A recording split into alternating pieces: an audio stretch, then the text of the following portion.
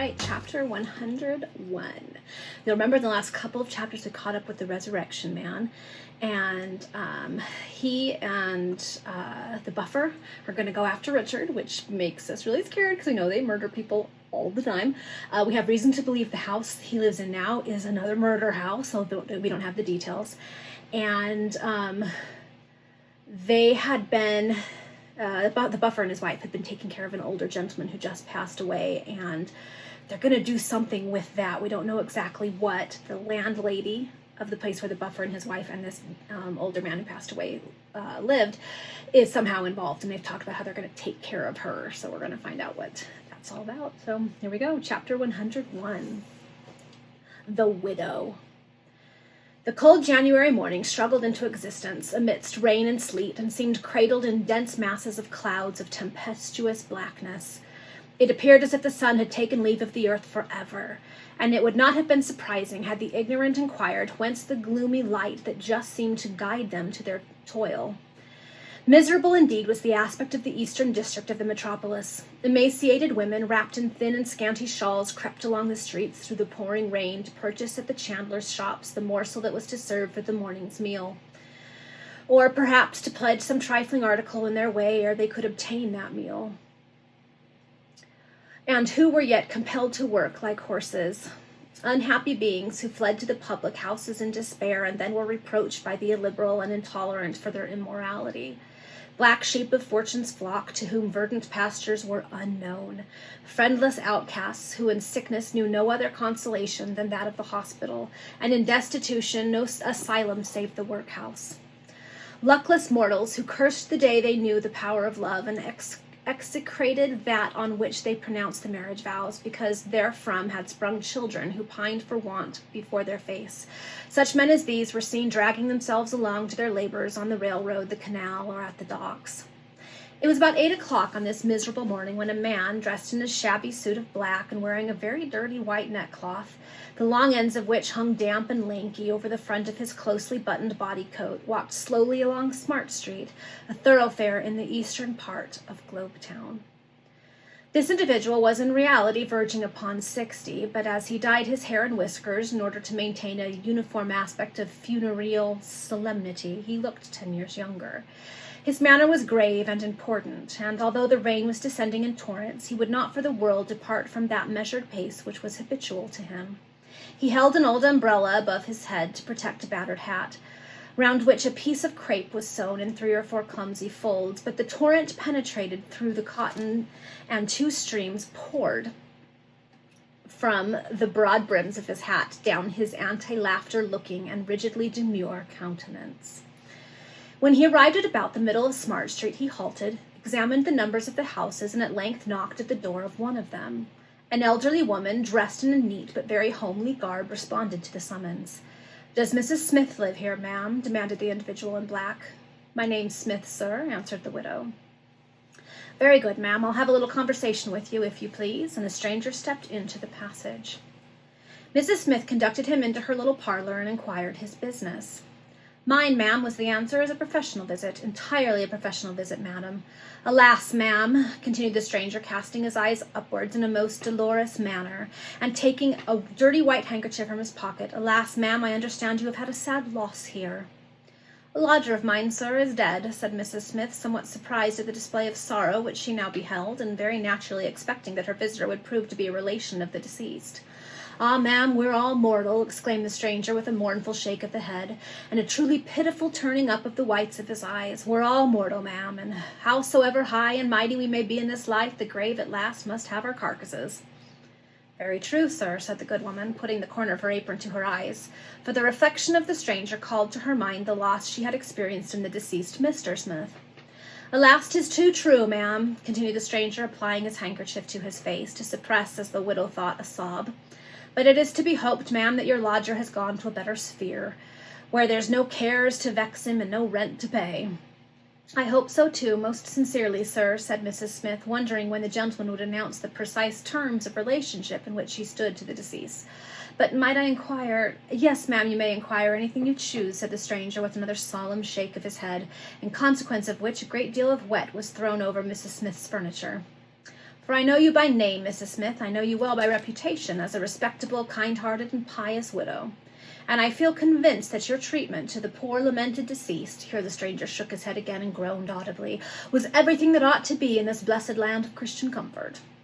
Mrs. Smith now began to suspect that she was honored with the visit of a devout minister of some particular sect to which the deceased had probably belonged. But before she had time to mention her supposition, the stranger resumed his highly edifying discourse. "My dear madam," he said, turning up his eyes, "the presence of death in this house, this very house, ought to make us mindful of the uncertain leasehold of our own lives. It ought to make us prayerful and church-loving. But madam, my dear madam," continued the stranger, apparently on the point of bursting out into a perfect agony of grief, "there are attentions to be paid to the body as well as cares to entertain for the soul, and the least we can do is to show a feeling of veneration for our deceased friends by consigning them in a decent manner to the grave." "On that point, sir," said Mrs. Smith, "I think as you do, and I suppose you're come to superintend the funeral. If so, I am sure I am very thankful, for it's a great tax on a poor lone body like me to have such an undertaking to attend to." "I'll undertake the undertaking out of respect to the poor dear deceased, ma'am," observed the stranger in a tone of deep solemnity.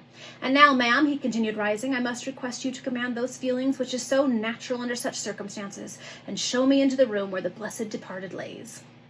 Mrs. Smith, thinking within herself that the visitor must have some legitimate authority for his present proceeding, and presuming that he would condescend to impart to her the nature of that authority ere he took his leave, conducted him with very little hesitation to the room where the deceased lay stretched upon the bed. The corpse was covered with a clean white sheet, for everything, though excessively homely, was still neat and decent in the widow's dwelling. "I see, ma'am," said the stranger, advancing solemnly up to the bed and drawing the sheet away from the corpse. "I see that you know how to pay proper respect to the last remnants of mortality. Ah, ma'am, it's all vanity and vexation of spirit."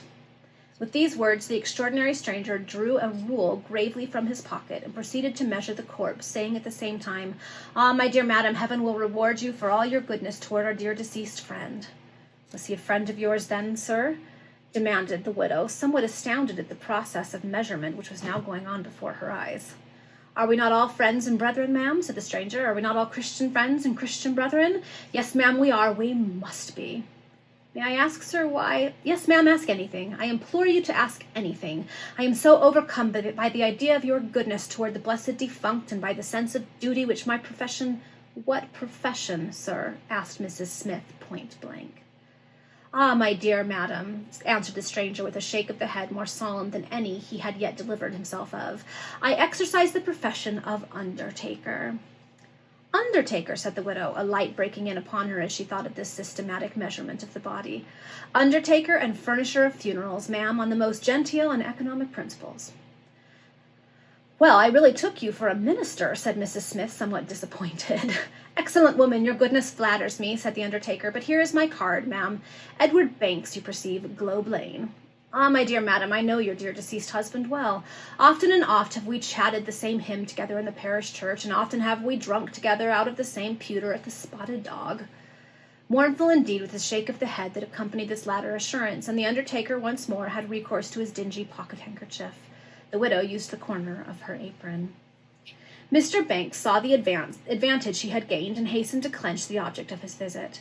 "Yes, my dear madam, no man respected your dear husband more than me. In fact, I venerated that man, poor dear Thomas Smith, Matthew, sir," said the widow mildly. "Aye, so it was, ma'am, Matthew Smith, good fellow, charming companion, excellent man, gone, never to come back no more." And Mr. Banks sobbed audibly. "Well," observed the widow, wiping her eyes, "it's very strange that poor dear Matt never should have mentioned your name to me, considering you was so intimate. Our friendship, ma'am, was a solemn compact, too solemn to be made a matter of idle conversation. But since I have made myself known to you, my dear madam, do pray let me take this unpleasant business off your hands, and conduct the funeral of your lamented lodger." "Well, sir," said the widow, after a moment's reflection, "since you are in the undertaking line, and as you've called so polite and all, I shall be very much obliged." "Say no more, my dear Mrs. Smith," exclaimed Mr. Banks. "I will do the thing respectable for you, and very moderate charges. You need not bother yourself about it in any way. I will bury the dear departed in one of the Globe Lane grounds, and I will even provide the clergyman." "Do you know a good, pious, sincere minister that you can recommend, Mr. Banks?" asked the widow. "I do, ma'am, a godly, devout, prayerful man, meek and humble," answered the undertaker. I rather want a little advice in one way, quite private, continued Mrs. Smith, and I should take it as a favor if your friend the minister would just step round, or shall I call upon him? No, Mrs. Smith, certainly not. He shall pay his respects to you. Gentleman always waits upon ladies, added Mr. Banks. Though he uttered a compliment, he did not smile, but Mrs. Smith was flattered, and leading the way downstairs to her little parlor, she invited Mr. Banks to take a thimbleful of something short to keep out the damp cold that morning. Mr. Banks accepted the civility, and the costs of the funeral were duly settled. The undertaker engaged to inter the deceased lodger for £5 and pay all expenses. At length he took his leave, and Mrs. Smith felt quite relieved from any anxiety respecting the deceased. From Mrs. Smith's humble abode, the respectable Mr. Banks proceeded to the dwelling of the Resurrection Man, who had just returned from a visit to the surgeon that had attended upon the deceased. The success of this visit will be related hereafter. For the present, let us hasten to inform our readers that Mr. Banks acquainted his friend, Mr. Tidkins, with every particular respecting his call upon the widow in Smart Street. Okay, I had a feeling that he was connected to the Resurrection Man somehow, because they are planning to do something, but we don't know what yet. Okay, see you in the next chapter.